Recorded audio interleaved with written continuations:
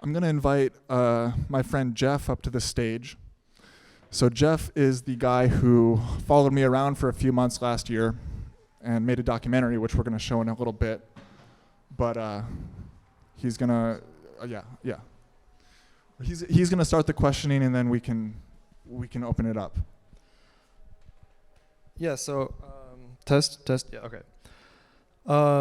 So back when we were filming the documentary, you published the book a week before the election, and now Trump has been in office for half a year. Do you wish you had written something different now that we've seen some of the administration's policies? It's a yes and a no is the answer to that. The no is the book is of its time. I wrote it during that period. I wanted it to be out before the election, so no.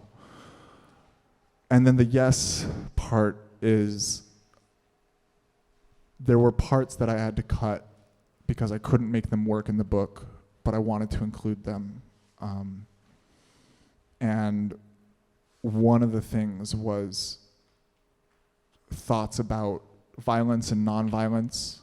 And I'm still working through those thoughts, frankly, and I'm not ready to share those thoughts, but it would have been nice to include that and figure that out. Yeah, and then I think also like a lot of your book is talking about calling a second constitutional convention. So one concern is that it would open the door for Republicans to take more power, as there are more red states than blue states, at least in the last election. Do you have any thoughts about that? Yes, and as I've talked about my book to various groups around Seattle, this is something that people are concerned about. First, all of the reforms in this book can be accomplished without a convention except abolishing the Senate. That's the only one that requires a convention. So you could do 95% of the book without that. But second, and more to directly answer that,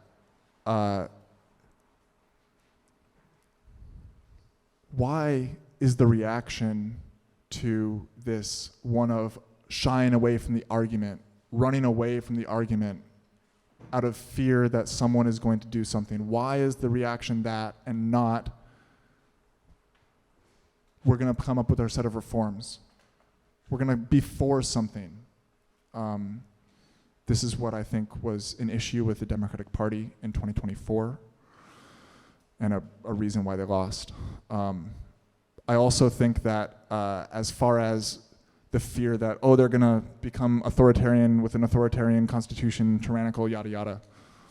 Is that any different than what's happening right now? Like, they're getting rid of the 14th Amendment, attempting to. Like, that was the one that was why the Civil War was fought. So, yeah, that's my response. That's my questions, but maybe we should open up the floor to other people.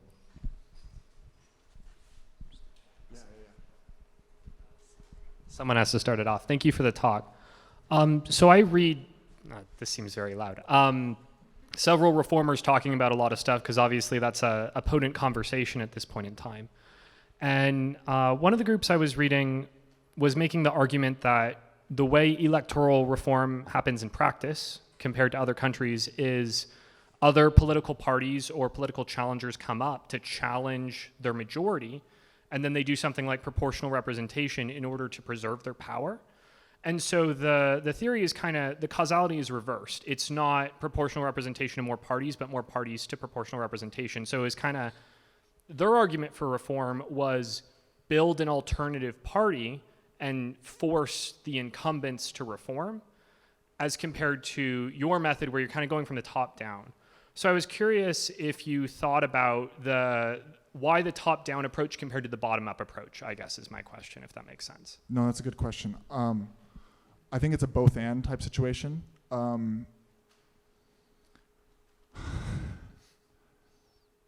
As I said earlier, like, if I were to be on that 6-party spectrum, I would be in the Green Party.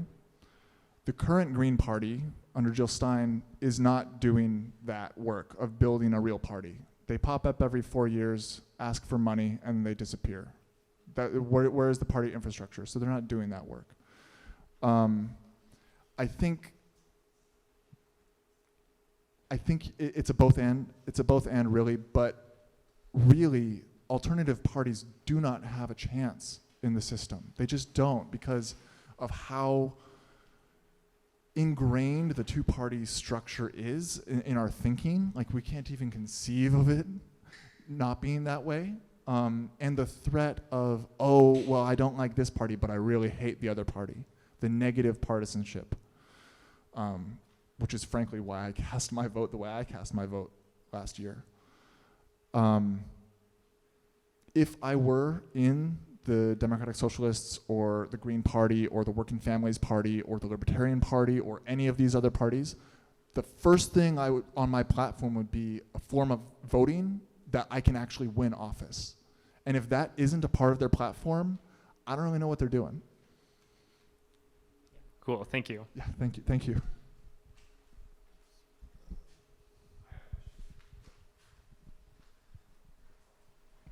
Hey Zane, thanks for doing this. I was curious about something that many years ago, there was a lot of talk around the Glass-Steagall Act, which was many things, but the biggest thing that I recall is that it just allowed like corporations and private entities like Jeff Bezos to donate anonymously to political candidates. And I'm curious, like, do you talk about this in your book, or talk about like kind of like removing like these for-profit entities from influencing our politics? Great question. I talk about this in my book in one paragraph to say that I don't have a solution. But I 100% agree with you. It is a massive problem. Obviously, we got to overturn Citizens United. Like, that's like step one, right? Money in politics. The reason that I don't have an answer, and I've researched campaign finance reform and the history of it, and in that history, basically what happens is you have some kind of campaign finance reform legislation that addresses whatever the corruption was of the prior 20 years. And it addresses it, and it works for about 10 years. And then the money finds a way to get in through new loopholes. And then you get a corrupt period, and they're like, oh, let's change the rules to address this thing now. And it works for a little bit. And then we get this cycle, right?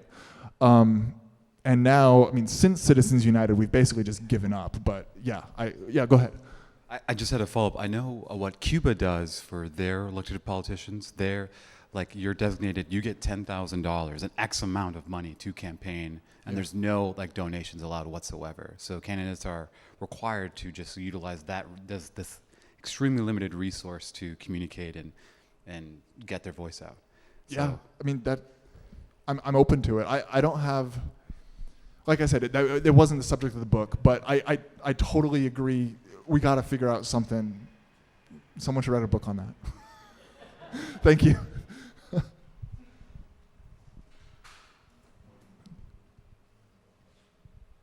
And yeah. Oh, go ahead. This is more of a point of appreciation, Zane, but when I was reading the book, I spent a lot of time looking at the maps, partly because I like maps. But we are sold this idea that we're red states and blue states, like Washington is blue, Oregon is blue, Texas is red, Louisiana is red, etc. But it's just based off of who our national representatives are. And you can correct me if I'm wrong, but I don't think there was any state that was more than about a 35-65 split. And what that says to me that we're all more a shade of purple.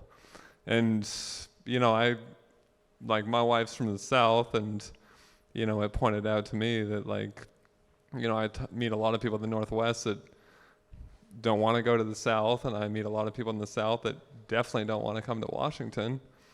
And seeing your maps, made me think that if there were Republicans in Seattle or in Tacoma, where I live, and if there were Democrats in Mississippi, where she's from, that dynamic of red and blue might start to break down. And you didn't actually say that in your book, but I think your maps conveyed it really well without you saying it. And so I really appreciated that. Thank you. Yes.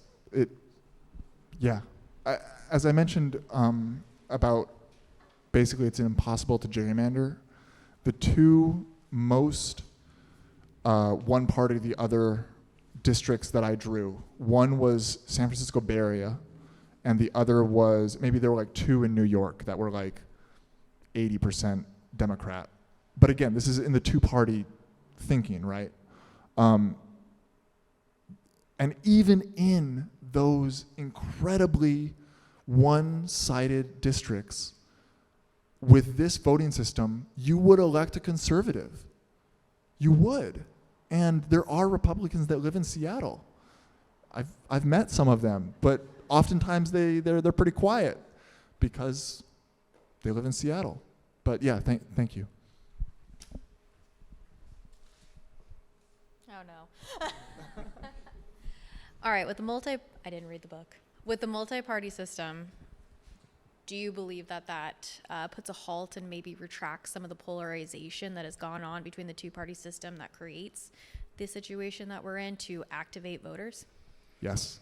I think I mentioned negative partisanship before. That is the thing that's really driving the wedge in our politics, is our conception of the other and the othering of human beings that live in our country, other Americans. With a multi-party system, like maybe there's one of the 6 parties that you really don't like, but that's just one of 6, and like, I think it would be helpful. Yeah. I can just project. With the multi-party system, do you think that is enough to defend itself, to buttress itself from like one party taking a sizable size of the pie and maybe regressing back towards like more of a partisan, two-sided thing? I look at, UK has a parliamentary system, but it's still pretty much 1v1. Yeah. Yeah, that's a great point. No, I don't think this is. I would describe this as like necessary but not sufficient. And this is kind of getting at what I was saying earlier about like not having my thoughts totally figured out about violence and nonviolence.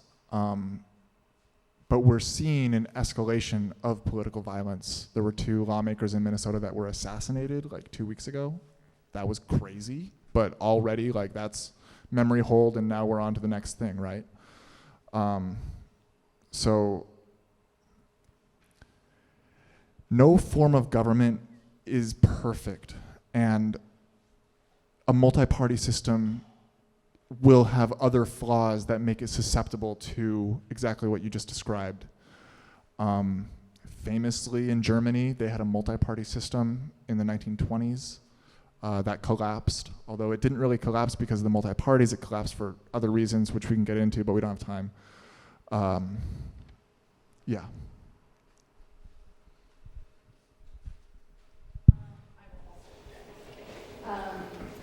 Thank you again for this. It's a really interesting idea. I guess my question is about civic engagement, and we are in a time of extreme polarization, as you talked about, and yet 2020 and 2024 were some of the highest voter turnout since the 60s, and that's still under 70%.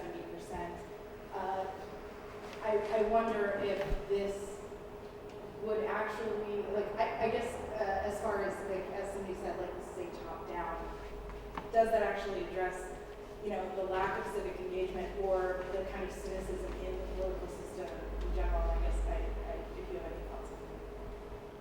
Yes, so that's chapter 2. The cynicism is deep. It's deep. And I feel it. I think everyone in this room feels it.